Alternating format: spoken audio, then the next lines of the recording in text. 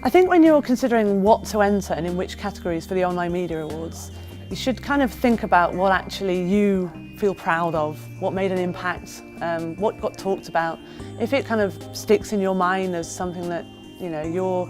in your immediate world was admired and talked about, it's probably a good sign that it's a good piece of work. But really, certainly here at Radio 1 and at the BBC, we care a lot about the audience. If it hit home with a particular audience, if you can prove that it was received and shared by a particular audience you were targeting, in our case, a younger audience, 16 to 25s, then definitely that is a way to really justify winning an award. When I'm writing the award submission, it's kind of like a little bit of a self-review because you haven't thought about particular bits of work for a while, and you might need to go back to the reporter who worked on a particular thing and just get your head around quite what their aims were with it and how they went about it and what the kind of final product compared to their original idea, how they marry up, and weave that into it. Weave in your team and talk about the individuals who helped bring about a piece of work, so that the judges can see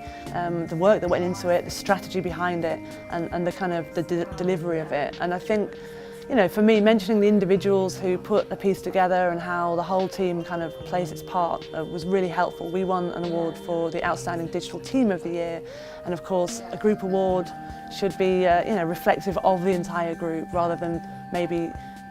talking about the individual pieces. You talk about the people. My advice to those considering entering is have a really good read through all the different categories and sort of think about the ones where you really do have a chance, or you feel you've got something that's really special and you can really sing its praise in your entry. Try not to kind of get overwhelmed because there are loads of categories. Think about where you have really focused your attention. So if the last year for you was all about video and social media, maybe just hone in on those two areas. Or if your last year was a sort of year of change where you work, think about kind of entering the awards that reward new products and things like that.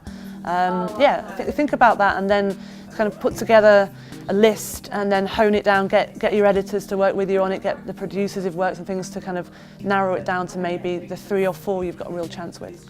These awards are brilliant for the industry because we all spend our days like in little different pots around the digital media world, not really fully aware of what each other is working on and the gains being made and the learning that's happening in different areas, and it's just a really good competitive arena to enter into, but also just a learning curve. You know, you can just pick up ideas really